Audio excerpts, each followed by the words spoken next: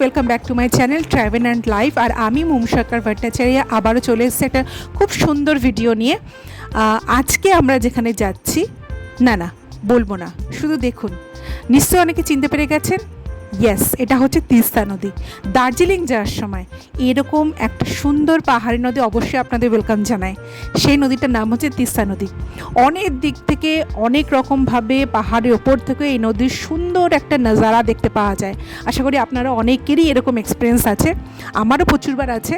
তবে এবার এই নদীর সাথে আমার একটা নতুন এক্সপিরিয়েন্স হতে চলেছে। সেটা হচ্ছে যে এই নদী মানে তিস্তা নদী রঙ্গিত নদীর কাছে যেখানে মেশে, অর্থাৎ যেখানে হচ্ছে সঙ্গমস্থল, তাকে ত্রিবেণী বলে। আর আমরা চলেছি সেই ত্রিবেণী সঙ্গমে। তো তিস্তা বাজারের পাশেই একটা ব্রিজ আছে, সেই ব্রিজটা ক্রস করে যেটা একটু আগে দেখলেন, সেখান থেকে আপনারা চলে যেতে পারবেন ত্রিবেণীতে। ডান দিকের রাস্তাটা বেঁকে আছে ত্রিবেণী সঙ্গমের দিকে। কিন্তু শুধু ত্রিবেণী সঙ্গম দেখা নয়, তার সাথে রয়েছে একটা উপরি পাওনা, সেটা হচ্ছে রাফটিং। তিস্তা নদীর ওপর রাফটিং, আমার জীবনে তো এটা প্রথম রাফটিং, সো আমি ওভার এক্সাইটেড।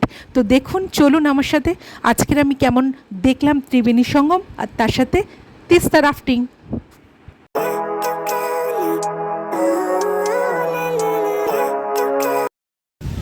এখন আমরা যাচ্ছি তিস্তাতে রাফটিং করতে, ফুল ফ্যামিলি। দেখি কি বলছে। এখানে দু ধরনের রাফটিং হয়, একটা হচ্ছে ফ্যামিলি রাফটিং আর একটা অ্যাডভেঞ্চার রাফটিং। ফ্যামিলি মানে যেখানে বয়স্ক বাচ্চা সবাইকে নিয়ে জলটা স্থির থাকবে, তার উপর দিয়ে রাফটিং। আর অ্যাডভেঞ্চার মানে অ্যাকচুয়াল যেটা আপনারা দেখে থাকেন সেটা। যেহেতু আমাদের অল্প বয়সী বাচ্চা, বয়স্ক সবাই আছে, সেহেতু এই ফ্যামিলি সেকশনটাই করবো।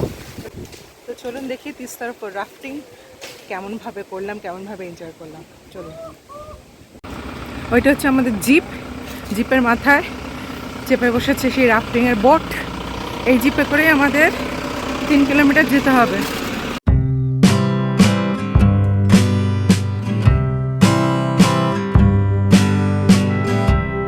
গাড়িতে আছে প্রচুর জ্যাকেট, সেই জ্যাকেট আপনাদের পরে ফেলতে হবে ফর সেফটি পারপাস। তারপর আপনাদের এখান থেকে নিয়ে যাওয়া হবে 3 কিলোমিটার একদম ত্রিবেণী সঙ্গমের কাছে। সেখান থেকেই প্রায় 3-4 কিলোমিটার আপনাদের রাফটিং করাবে। রাফটিং করবার সাহায্য করবার জন্য আপনাদের এই দুটি অল্প বয়সী ছেলে থাকবে।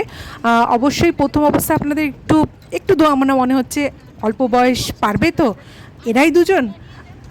কিন্তু পরবর্তী এক্সপিরিয়েন্স আমার যা বলেছিল, সত্যি এখন বলতে পারি ভরসা করা যায়, নো ডাউট। জিপ থেকে নেমেই সবার প্রথম যে কাজটা, সেটা হচ্ছে আপনাদের জুতোগুলো খুলে ফেলতে হবে আর সেগুলো রাখতে হবে যে জিপে করে এসে সেই জিপের ভেতরেই। এখান থেকে পুরোটাই আপনাদের নদী পর্যন্ত প্লাস বোট, পুরো রাফটিংটাই করতে হবে খালি পায়ে। ইয়েস, খালি পায়ে। এখন এক এক করে চলছে লাইফ জ্যাকেট পরানো। ফুল ফ্যামিলিকে লাইফ জ্যাকেট পরতে হবে, প্লাস ওরা নিজেরাও লাইফ জ্যাকেট পরবে। সবাইকে লাইফ জ্যাকেট পরানো হচ্ছে। ডুববে না, এটা একটা সেফটির জন্য পরানো হয়।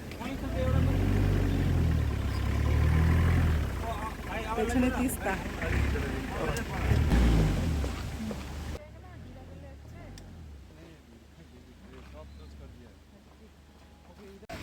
এই হচ্ছে আপনার সামনে তিস্তা, যার উপর আপনাদের করতে হবে রাফটিং। আর যে রাস্তায় আপনাদের নামিয়ে দেবে, সেই রাস্তা থেকে নদী পর্যন্ত যেতে গেলে আপনাদের কিন্তু রাস্তাটা দেখে সহজ মনে হচ্ছে, কিন্তু অত সহজও ছিল না। অনেক সাবধানে, অনেক ছোট ছোট গুটি গুটি পায়ে আপনাদের যেতে হবে নদী পর্যন্ত। এবং যদি সূর্য মাথার উপর থাকে, মোটামুটি পাথরগুলো গরমই থাকে, পায়ে একটু ছ্যাঁকাও লাগতে পারে। তবে রাফটিংয়ের এক্সাইটমেন্টে সব কিছু ভুলে যাবেন। আপনাদের উদ্দেশ্য হবে কিভাবে আপনারা বোট পর্যন্ত পৌঁছাবেন। তো আমিও চলেছি বোট পর্যন্ত, ক্যামেরা হাতে খুব সাবধানে এগোচ্ছিলাম যাতে ক্যামেরাটা পড়ে না যায় কোনোভাবে।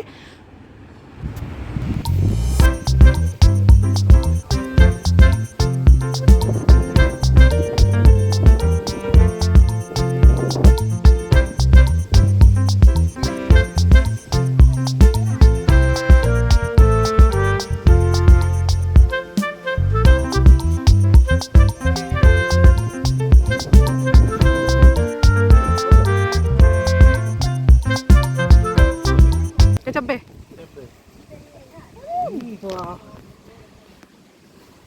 বোটে কে চাপবে? তুমি আপা, তোমার ভয় লাগবে না?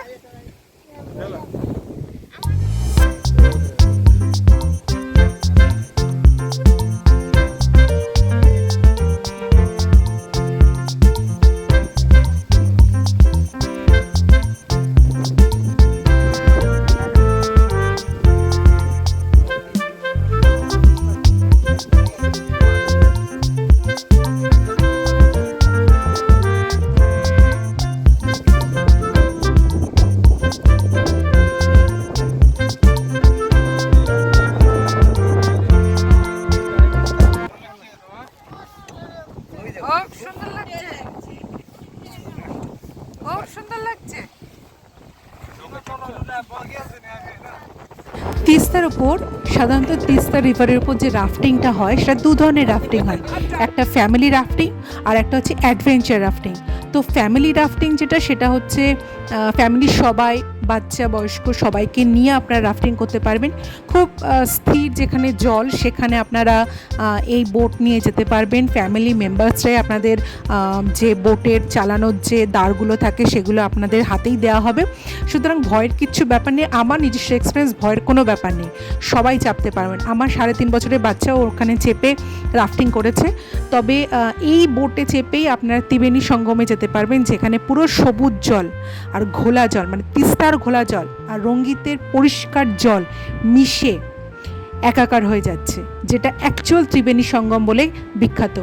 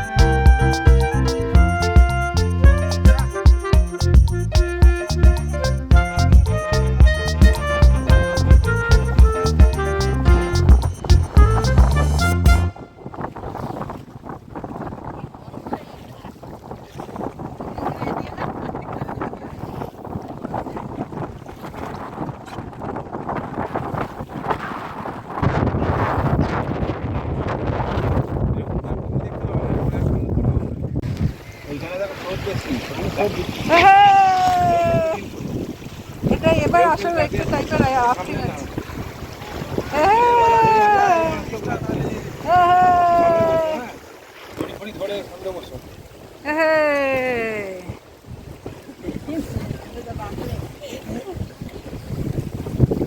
সামনেটা কি সুন্দর লাগছে দেখতে। আমরা তো উপর থেকে দেখি, নিচে থেকে ভিউ দেখছি উপরে।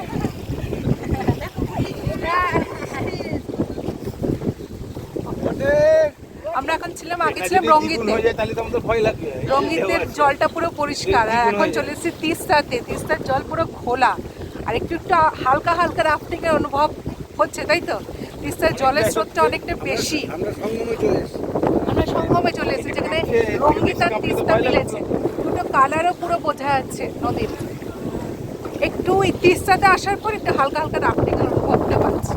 হাওয়াও জোর আছে আর স্রোতটাও জোরে পড়েছে।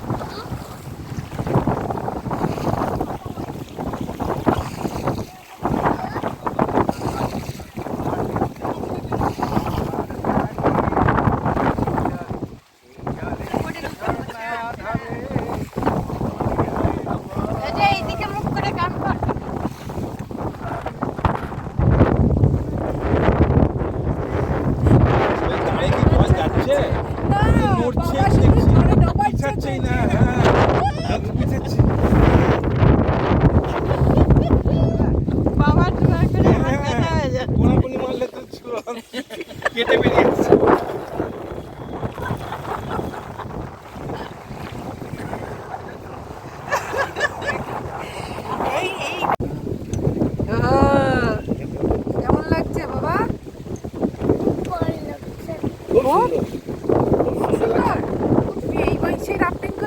আর আমি পুরো বসে করছি।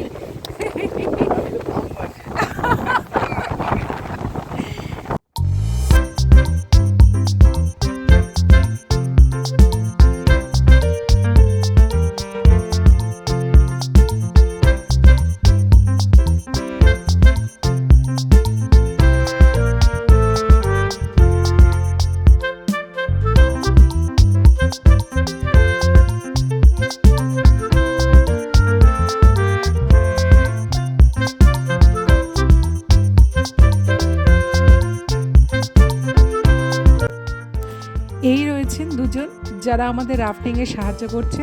আমাদের হাতে দাঁড়টা তো ধরানোটা জাস্ট শো আপ, আমরা কিছুই চালাচ্ছিলাম না, কিন্তু এরাই মেনলি কোন দিকে নৌকা যাবে না যাবে, কোথায় কি আছে না আছে সমস্ত ডাইরেকশন দেওয়া বা কীভাবে বসবো না বসবো সমস্ত কিছু বলে দেওয়া। তারা এই বয়সে রীতিমতো এক্সপার্ট হয়ে গেছে রাফটিংয়ের। তো যাই হোক, ওদেরই একমাত্র ভরসা করে আপনাদের তিস্তা নেমে পড়তে হবে রাফটিংয়ের জন্য। প্রসঙ্গত বলে রাখি, আপনাদের মোটামুটি 3 থেকে 4 কিলোমিটার ঘোরাবে, আর তার জন্য আপনার দিতে হবে 4000 টাকা, এবং আপনারা ম্যাক্সিমাম 6 জন বসতে পারে রাফটিংয়ের ওই বোটটায়। তো তাছাড়া আপনাদের যদি অ্যাডভেঞ্চার করেন তাহলে সেক্ষেত্রে আপনাদের কয়েক কিলোমিটার আমার ঠিক জানা নেই, তবে 7000 টাকা পার বোট দিতে হবে, যেখানে আপনি 6 জন ম্যাক্সিমাম বসতে পারবেন।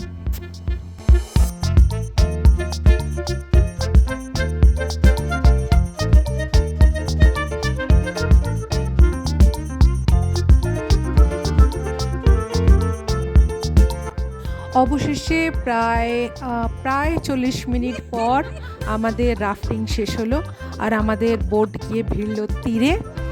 যেখান থেকে শুরু করেছিলাম ঠিক সেখানেই আসবেন না, তার থেকে একটু দূরে একটা জায়গায়, ঠিক যে জিপে করে আপনারা এখানে এসেছিলেন সেই জিপই আপনাদের দাঁড়িয়ে থাকবে ওখানে, সেখানেই আপনাদের নামতে হবে এবং একটুখানি ওপরে উঠে সেই জিপে জুতো পরে আবার ফিরে আসতে হবে যেখানে আপনাদের শুরু হয়েছিল। শেষ হয়ে গেল আমাদের রাফটিং, প্রায় 3 কিলোমিটার তিস্তার ওপর দিয়ে, রঙ্গিতের ওপর দিয়ে। খুব ভালো এক্সপিরিয়েন্স, খুব ভালো লাগলো। আপনারা যদি তিস্তা বাজার ক্রস করে ত্রিবেণী সঙ্গমের দিকে আসেন তাহলে অবশ্যই রাফটিং করবেন, ভালো লাগবে।